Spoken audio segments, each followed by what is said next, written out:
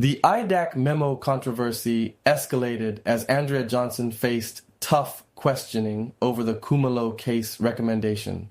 Her responses under scrutiny raised even more questions about what happened behind closed doors. The hearing was packed with tense moments as investigators pressed for explanations, and the exchanges quickly became one of the most talked about developments in the case. Whether this changes the direction of the investigation remains to be seen, but the controversy is far from over. I've put together all the key moments so you don't have to search through hours of footage.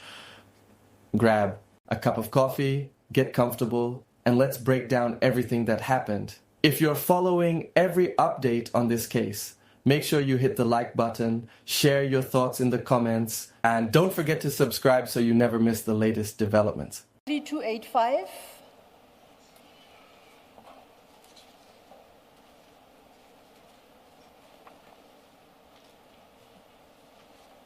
But the 3285 is the designation. What I'm looking for is the actual application. And that's how I landed 3307. Thank you. Are you at file 83307? Correct, Counsel. Now,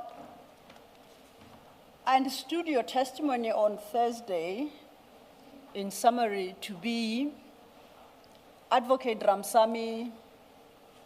You handed the Section 27 to Advocate Ramsamy. She considers the affidavit together with legal provisions. She then arrives at certain conclusions and she drafts a Section 2813 application and submits to you for consideration and approval. Am I on the right track there? That is correct. So I see at 3307, it's one such, it's addressed to you. And it says Advocate Santos Manilao and Advocate Ramsamy. It's dated the 5th of December 2024.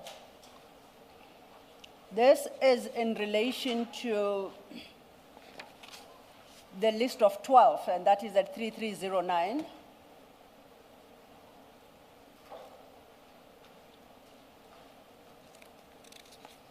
And while we are here, Advocate, I've resisted the temptation, but I think I succumb. The person at 3.12, automotive engineer, who's that? Is the automotive name? Do you have any idea?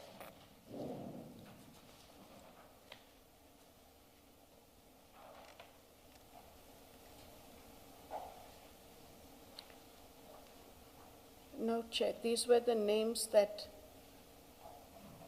when I checked with Advocate Ramsamy, she said they were on that.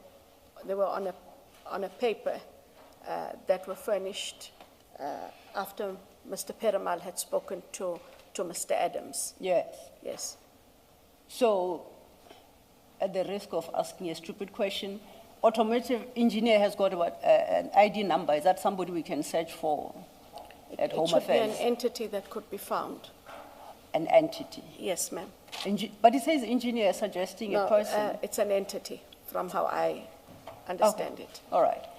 I'm interested in 313, though. It says any and all individuals or entities whose identities are currently unknown, but which may become known during the investigation.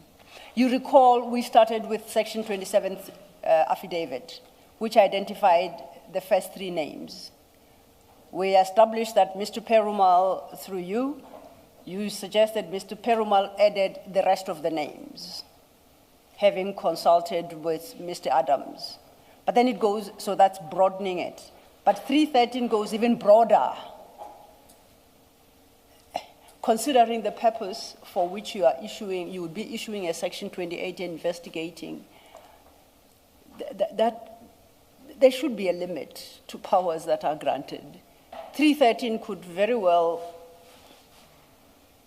discover my name in there and I become subjected to this investigation. Is that proper, though?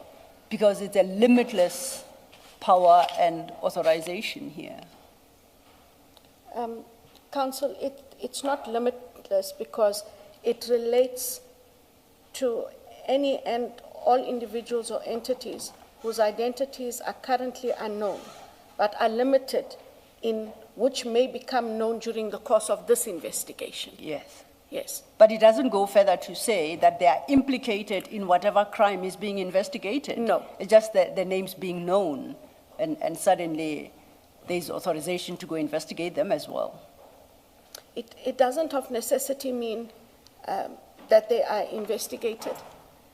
Any and all individuals or entities whose identities are currently unknown, but which may become known during the course of the investigation.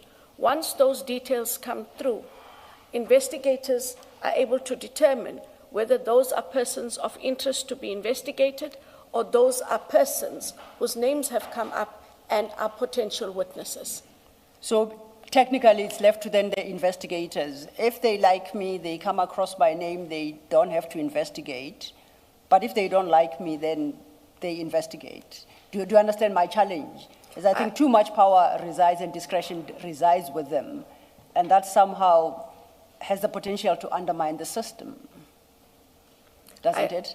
I take your point, but that shouldn't be done. Okay. That is not what the purpose of this insertion is. And it was also for practical reasons. You've got the authorization, you're conducting investigations, names come up, and the names can be either or. So if it is persons who would fall into the category of suspects or persons of interest, then you'd have to come back for an amendment. Yes. And so you are able to then deal with the investigation without the to and fro of the. I do take the point. Okay. And perhaps it could be couched somewhat differently, but this is what we have used over the time. But isn't it a necessary control mechanism that what has been justified to you are the specific names? So you were given these names. There must have been justification to you. We had the earlier discussion about you satisfying yourself that there is a basis to include these specific names. And if that is your system, then paragraph 3.13 should not be there because it means people will be included without it being justified to you who gave the authority. You understand the point I'm making? I understand. So 3.13 is very much open to abuse if you're not controlling it, if they don't come back to you to justify. And what you are saying to us now is you gave them that latitude to justify just from 3.1 up to 3.12, but then beyond that, you gave them latitude to justify that, and you were satisfied that there is merit in having 3.1 up to 3.12 to be investigated. But then what you go on to do then in 3.13, and you say to us that's how IDAC has always operated, is you then leave it to them to then determine as they go along to investigate without having to justify to you, which defeats the very purpose of justification to you in the first place. So my suggestion would be, if that's how you were operating, then you may as well just have at 3.13. They come and they tell you, we are going to investigate anyone that may be implicated, because that's the effect of 313.